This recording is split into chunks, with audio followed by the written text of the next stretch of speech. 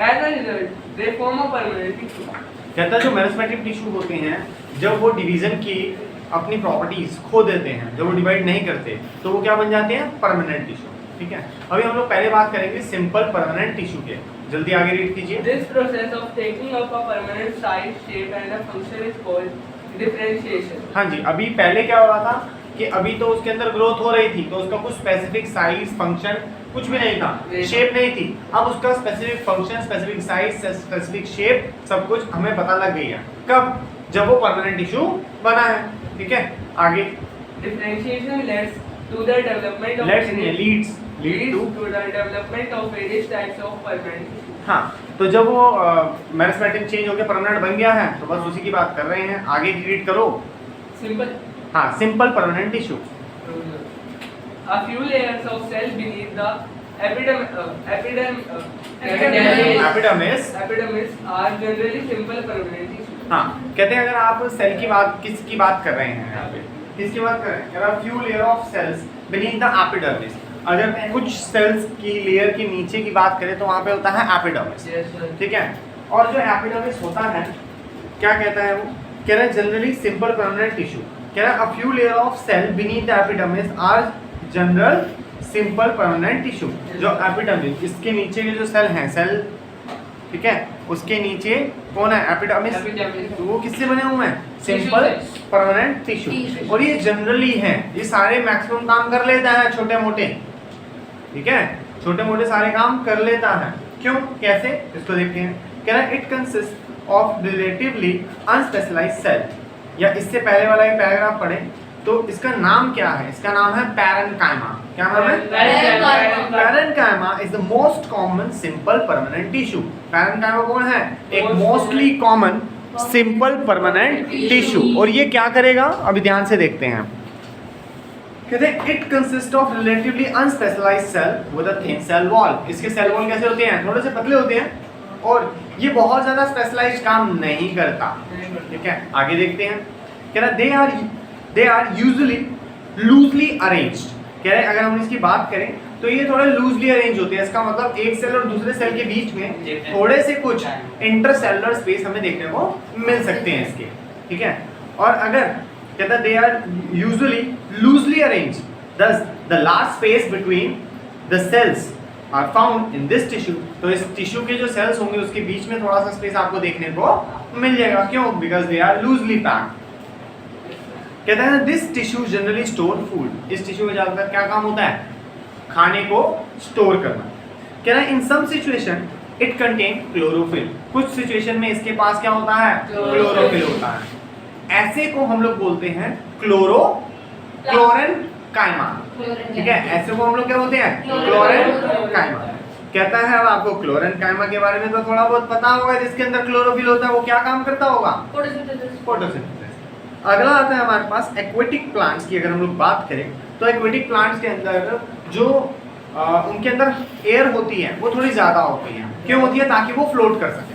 अगर उसमें एयर नहीं होगी तो वो क्या कर देंगे? सिंक कर जाएंगे और वो फिर खराब हो जाएंगे। ठीक है, तो उनके अंदर क्या होती है? थोड़ी एयर कैविटी ज़्यादा होती है। और किसकी वजह से होती है एयर कैविटी? होती है पैरेन्काइमा की वजह से। पैरेन्काइमा एक ऐसा टिश्यू है जिसके अंदर एयर होती है। पहले वाला कौन था? क्लोरेन्काइमा। क्या नाम था? क्लोरेन्काइमा। उसके अंदर क्या था? क्लोरोफिल थी उसके अंदर। आगे वाले की बात करते हैं। आगे है हमारे पास ऐसा टिश्यू जो थोड़ा सा फ्लेक्सिबल है। ठीक है, the flexibility in plant is due to the another permanent tissue collenchyma. Collenchyma का क्या काम है? फ्लेक्सिबिलिटी। आपने देखा हवा चल रही है तो प्लांट इधर जाते हैं, इधर आते हैं, इधर में टूटते नहीं है। वो लीव्स भी थोड़ा ऊपर नीचे हो सकती हैं। तो इनमें कौन से स्पेशलाइज्ड टिश्यू, कौन से टिश्यू है? कॉलेन्काइमा। क्लोरेन्काइमा के अंदर क्लोरोफिल होती है और कॉलेन्काइमा के अंदर फ्लेक्सिबिलिटी होती है। नहीं बेटा, हम प्लांट टिश्यूज की बात कर रहे हैं। नहीं, उनके अंदर तो मसल्स होंगी ना। आपके अंदर जो फ्लेक्सिबिलिटी है वो परमानेंट टिश्यू, ऐसे परमानेंट टिश्यूज की वजह से नहीं है। आपके पास मसल टिश्यू है जिसकी वजह से आपकी बॉडी के अंदर फ्लेक्सिबिलिटी है। आप प्लांट को एनिमल के साथ कंफ्यूज करो ही मत, क्या ना? अब तेरे अंदर क्लोरेनकाइमा हो सकता है? धूप में जाके बोलेगा और क्या उससे एनर्जी बनेगी? नहीं बनेगी बेटा। तो आप ये कंफ्यूज कर ही नहीं सकते अपने आप को दोनों में।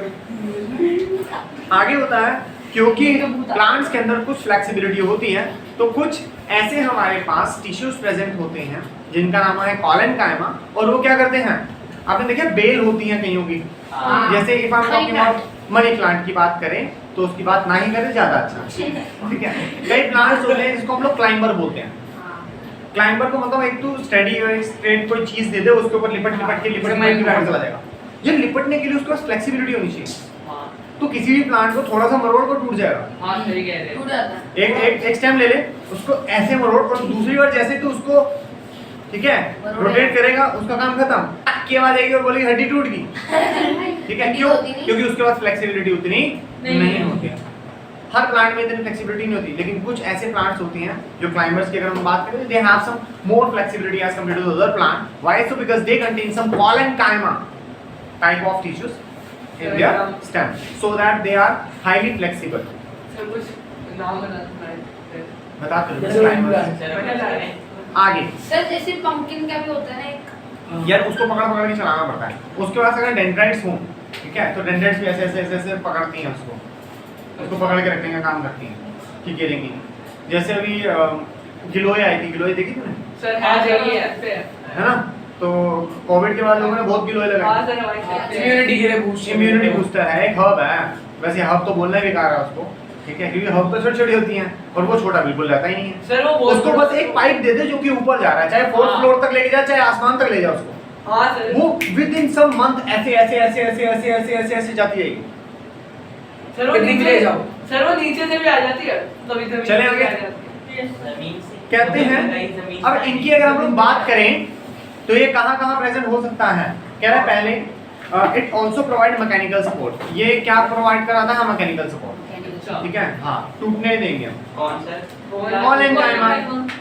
आगे we can find this tissue in the leaf stalk below the epidermis.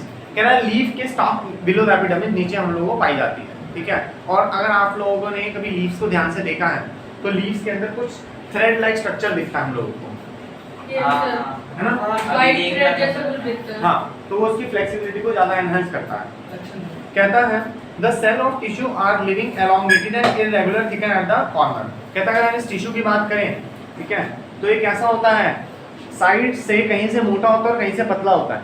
हाँ। लेकिन यहाँ से मोटा है, यहाँ से पतला है, यहाँ से मोटा है, यहाँ से फिर पतला है, ठीक है। लेकिन इनके बीच में अगर हम स्पेस की बात करें तो ज्यादा स्पेस इसमें नहीं होगा, ठीक है। बहुत कम ही स्पेस होता है, very little intercellular space are present in these type of tissues, ठीक है। इसके बाद एक और टिश्यू आता है, उसके बाद हम लोग इसको ओवर करते हैं। कहता है yet another type of permanent tissue is the sclerenchyma. एक और टिश्यू कौन है? स्क्लेरेन्काइमा, ठीक है।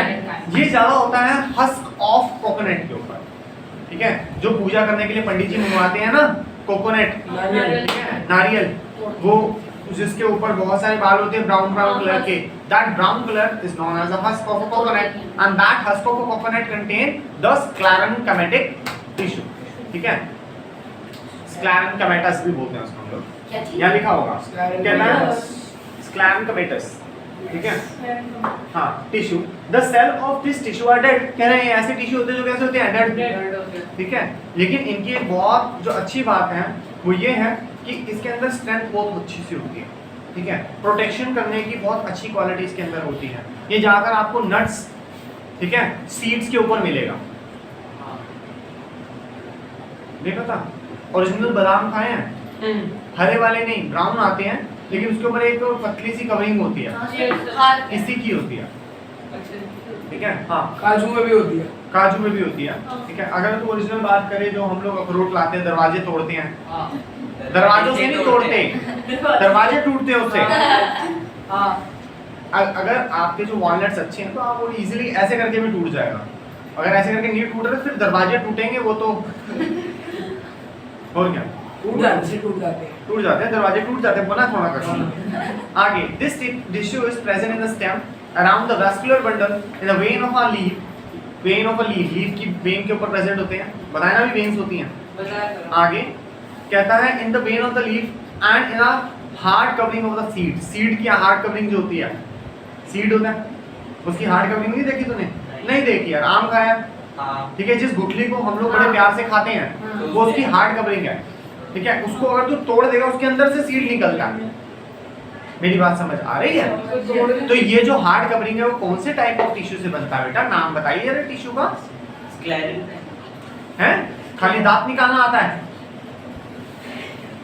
The cell of the tissue are dead. ये टिश्यू कैसे होते हैं? डेड होते हैं और लॉन्ग एंड नैरो होते हैं, ठीक है। और इनकी जो वॉल होती है वो थिकन होती हैं और वो लिग्निन से बनी हुई होती है। देखो ये ऐसे बनते हैं, देखो लंबे लंबे हैं, थिक सेल वॉल है इनकी। और ये किससे बनी हुई है? Lignified thick cell wall, lignin से बनी हुई है, हैं?